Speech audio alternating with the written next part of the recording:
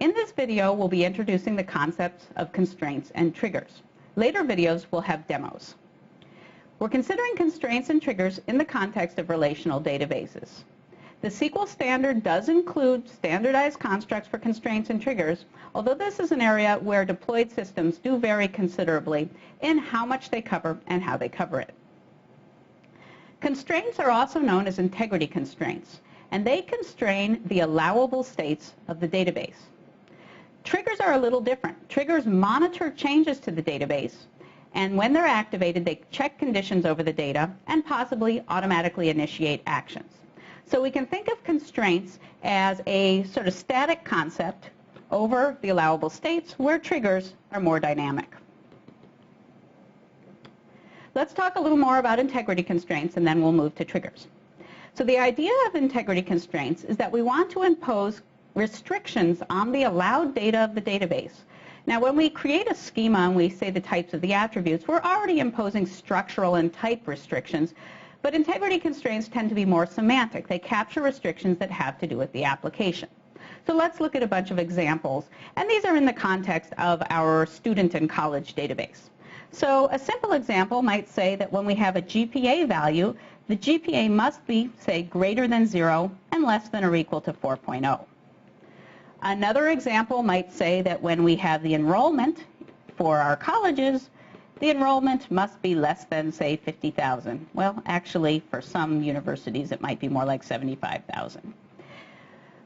We might have that the decision attribute in our application table is either the value yes or y for yes, or the value n for no, or maybe null is allowed. So that could be a constraint.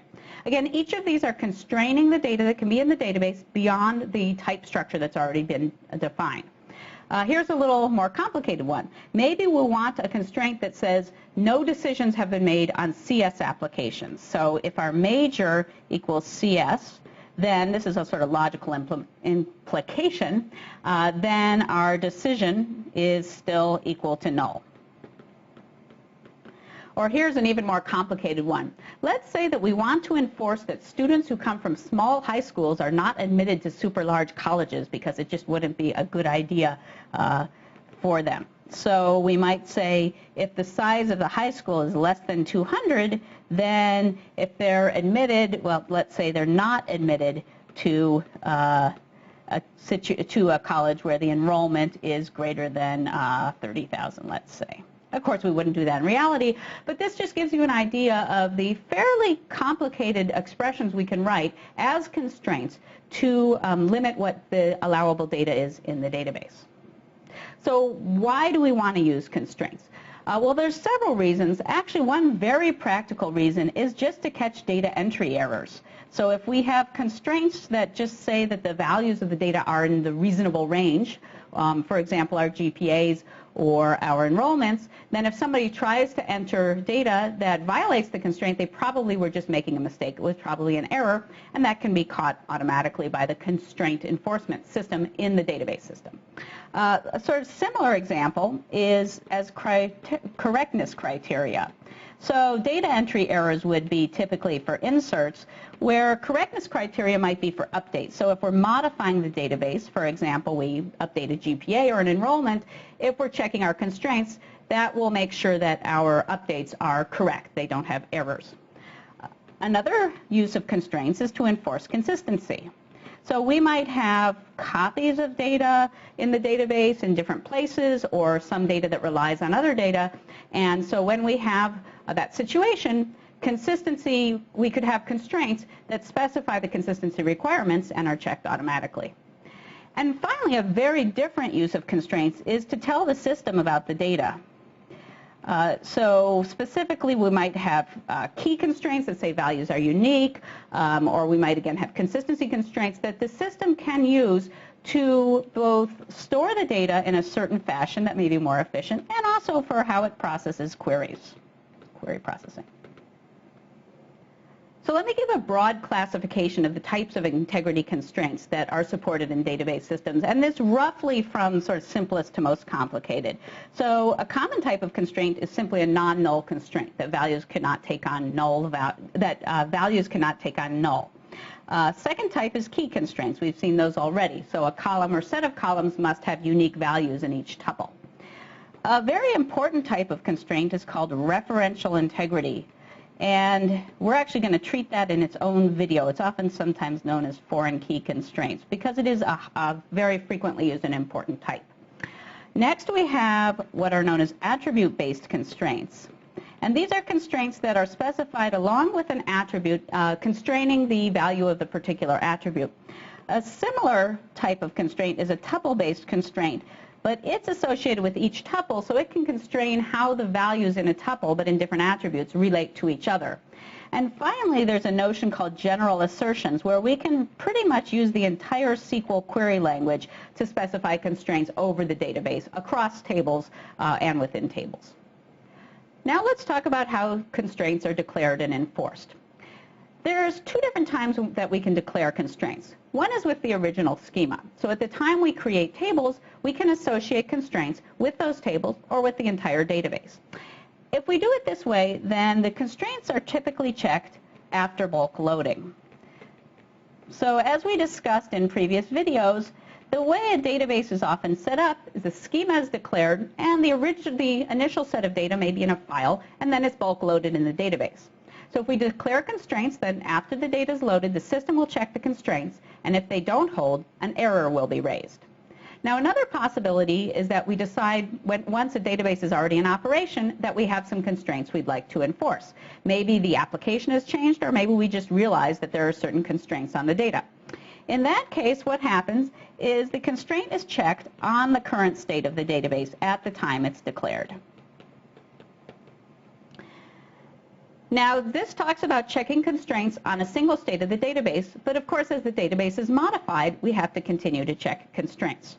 So the idea is that once a constraint is in place and it holds on the database, then every time the database is modified, the constraints have to be checked. Now, of course, what we really only want to check is dangerous modifications. So we have a constraint on the GPA. We don't need to check changes to the enrollments. If we have a constraint on one table, we certainly don't need to check updates on another table or modifications.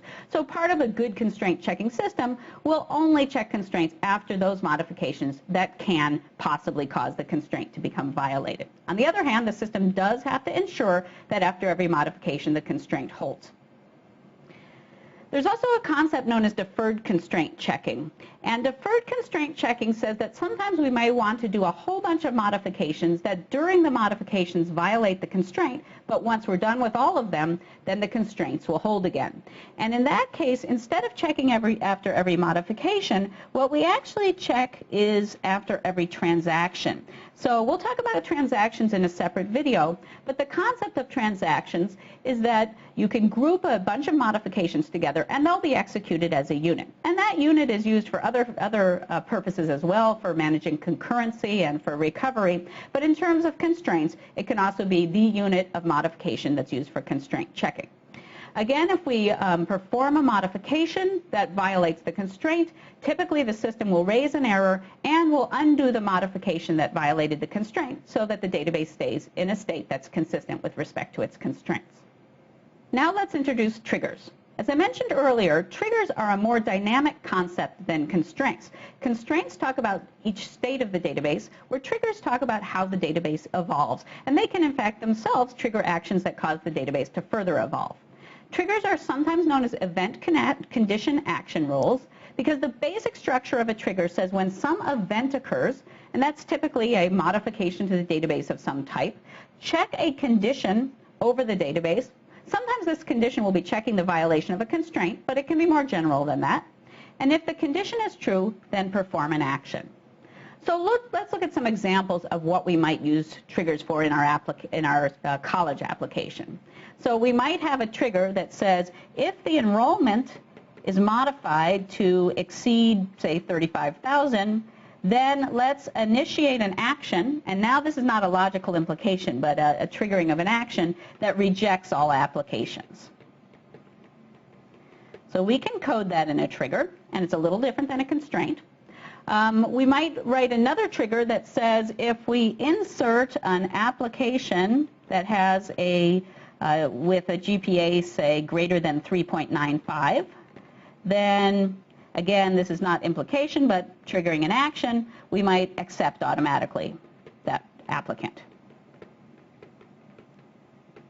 As another example, let's say that we insert, or let's say we update the size high school to be greater than, say, 7,000. Seems pretty unlikely. Then that's probably an error, and we could change the values, say, to wrong.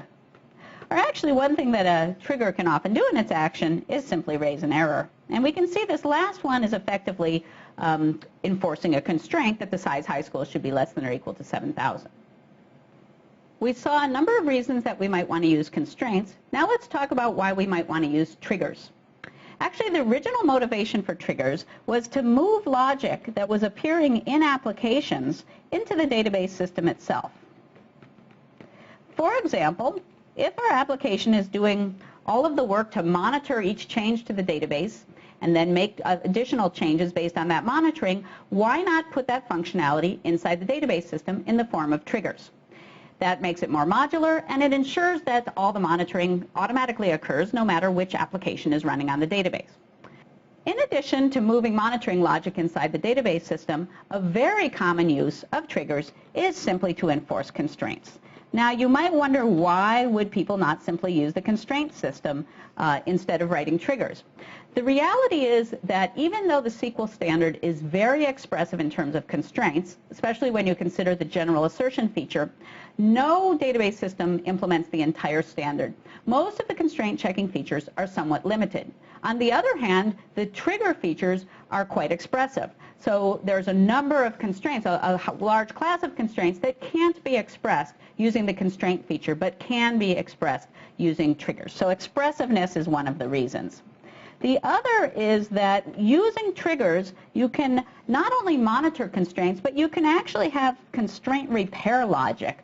So when you use constraint systems, except for one specific case having to do with referential integrity that we'll see, when you use constraint systems, typically if the constraint is violated, an error is raised. On the other hand, if you use a trigger, the trigger can detect that the constraint is violated, and it can launch an action that fixes the constraint. So that's a good use of triggers. Here's a quick preview of what triggers look like in SQL. We'll go into much more detail in a later video, as well as have demonstrations of triggers in a running system. Again, triggers are known as event condition action rules, and we can see here the specification of event, which are modifications to the database. We can see here the condition, that's written in a SQL-like language, and finally, if the condition is true, the action is executed. To conclude, constraints and triggers are about monitoring the state of the database. Constraints specify allowable database states, while triggers can check conditions and automatically initiate actions. In later videos, we'll go into substantially more detail, and we'll have some demonstrations of the constraint and trigger features in deployed database systems.